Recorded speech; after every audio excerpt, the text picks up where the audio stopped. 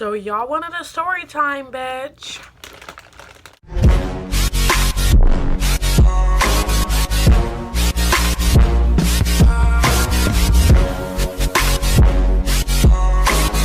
Hey guys, this is All That Matters, and this is the story of my first time.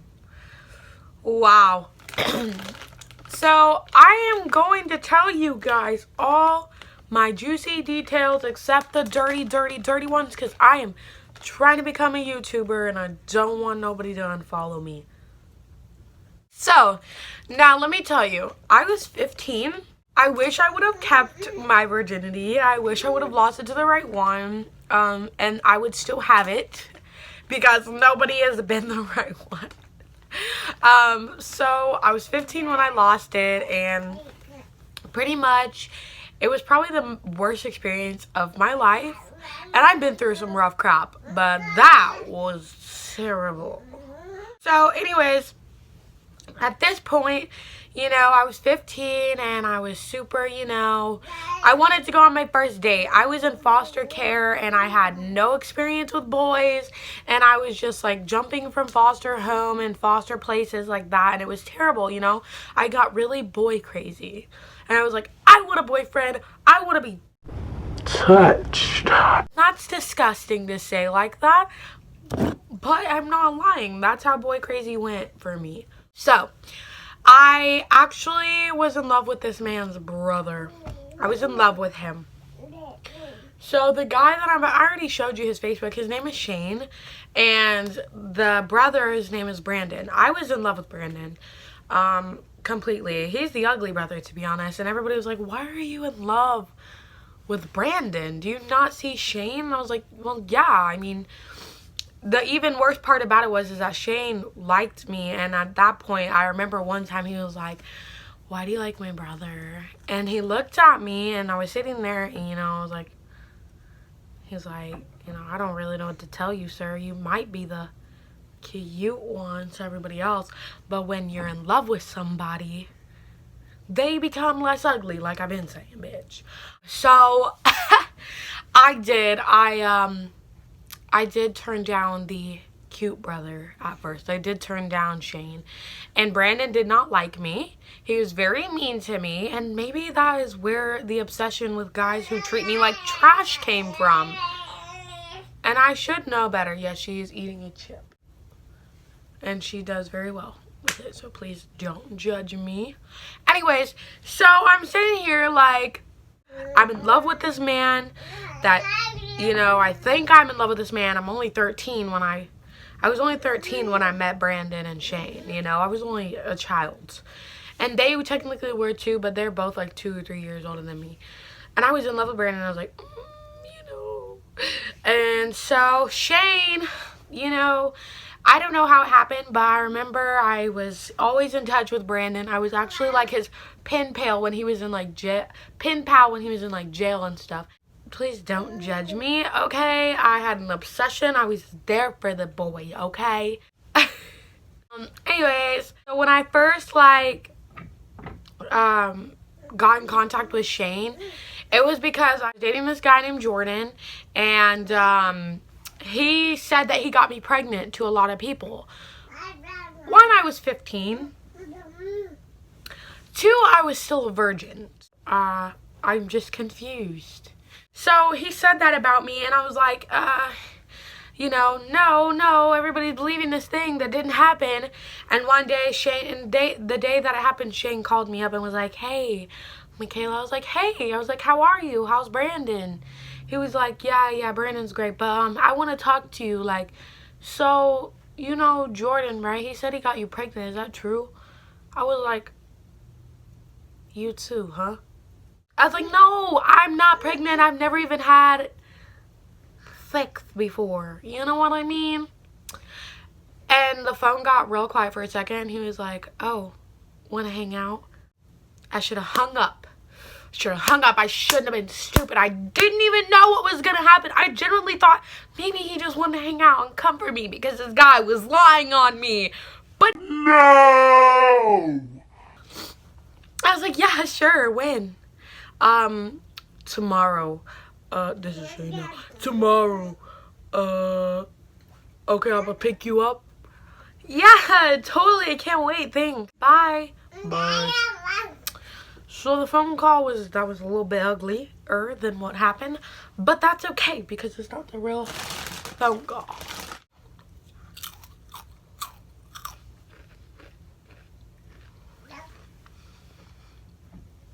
So the next day I had to call my caseworker because I was a foster kid and I was like, hey, can I hang out with him tomorrow? And she was super cool, you know, she's like, hell yeah, you know, go for it. You're a teenage girl, you don't do much, you go to school, you don't have friends, do it. And my grandma was like, no. And I should have listened to her, but like, grandma, I could do what I want now. She said I could. You're not even my guardian. One, rude. That's how rude I was. But like, my grandma was like, no, she doesn't need to go. This is a boy. She's 15. And then my caseworker was like, it is fine for her to go. She may be like a 15-year-old girl, but this is normal, you know? And it truly was. And you can't stop stuff like this from happening. All you can do is be there and be supportive. To be honest, if my grandma hadn't, you know, like pushed so hard, like if she hadn't have acted like that, I probably wouldn't even have went. And my grandma literally took a phone that my mom bought me when at some point, and she like took it from me. I didn't have a phone. All my friends had phones. Everyone was like, hey, can I call you or text you? I had literally no way to talk to anybody but through my grandma's phone, so it was like really strict. And I was like, I'm going, you know. So the next day, this man is pulling up. His aunt is driving him.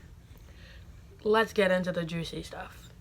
So he literally pulls up. His aunt is driving him. Little did I know, and this is what really is the worst part, is that him and his aunt were on drugs. METH. Like, I genuinely was a very naive little girl. I didn't know what drugs were. I'd not even smoked any weed yet. So we go, you know, we're just chilling. We're at a park, and this is like the funniest story ever. Now this gets a little TMI, 18 plus. We're sitting there and he's talking to me like, so, you ever kissed anybody before? Yeah, I've kissed somebody. I was like 6 years old in the back of a van once, and he was 6 too. Oh, really? Sorry, I had to give her a chip. I was like, yeah, you know, we were just kids, but it was a kiss, you know. And then it started getting into more very specific questions, like if I'd ever, you know,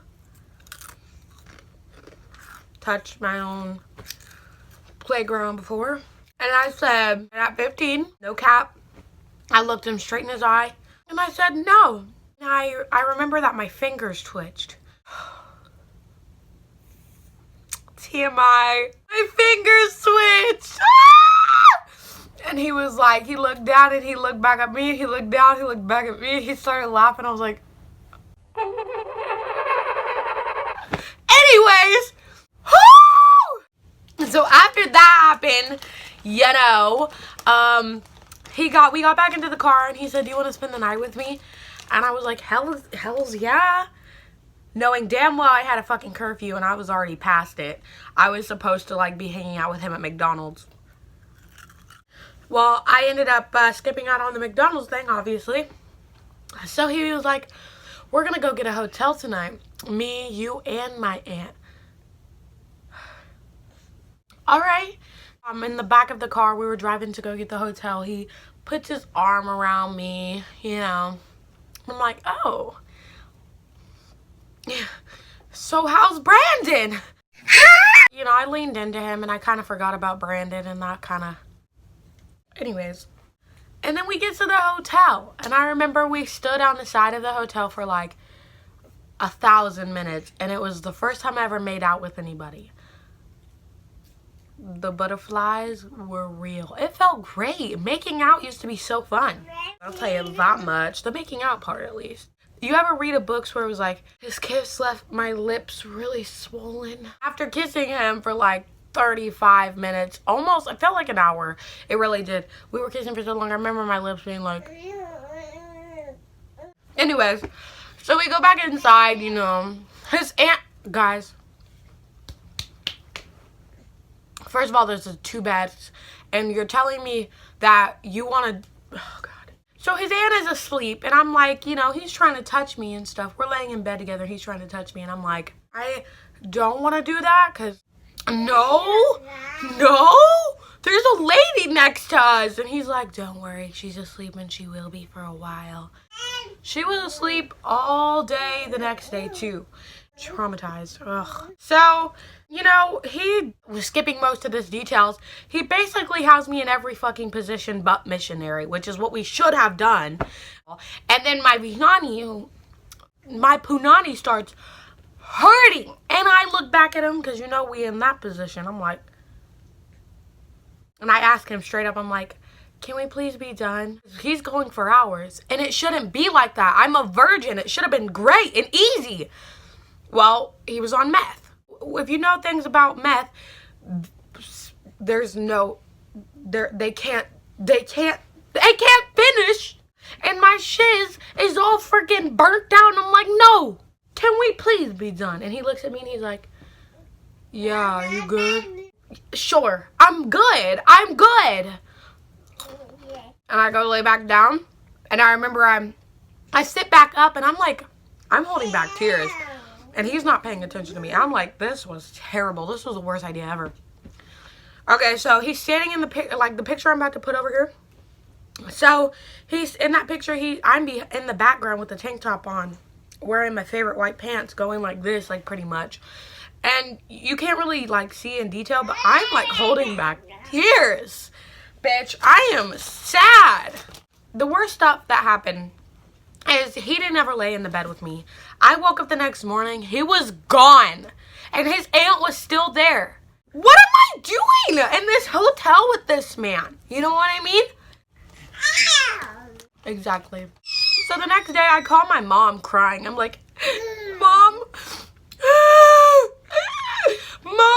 please come get me. Like, I'm at the hotel. She was like, Michaela, which hotel? I was like, it's called like, I don't remember what it's called Hotel McDonald's.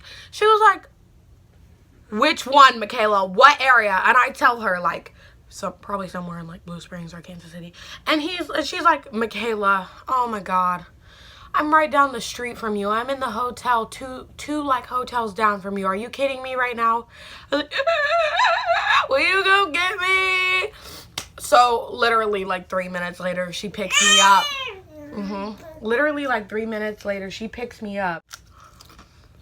I'm looking her in my face. I know. I don't even want to get in the car. Like, I just lost my B card. This is uncomfortable. And you have been 2 hotels down from us, and I lost my V card. This is uncomfortable. She was like, you better use protection. You better not be pregnant, Michaela. I wasn't pregnant, but that is when I started learning about protection. So, one, I'm in big trouble because I stayed out past curfew. Not only hours, but a day. So she calls my caseworker. My caseworker meets us there, and they're literally, I'm bawling my eyes out. You know, this is the worst time of my life. My caseworker was super sympathetic. You know, I'm a teen. I was a teen. I rebelled a little bit. And you know what? In the end, you know, I got my heart broke a little. She really didn't do much to me. I even kept my phone. Everything was fine. So that's pretty much the story time of how I lost it. And, yeah. It was tragic. I got in trouble a little, and the worst experience of my life. So I wish I was still a virgin, but I wouldn't have my babies. So take it. Exactly. Why are you screaming at me? So guys, this is all that matters. I hope you enjoyed that story time. Please like and subscribe, because I will be posting some tea very soon. I'm not doing it right now for certain purposes, but I will be posting some tea about his family very, very soon. So get on, like, subscribe. Love you guys.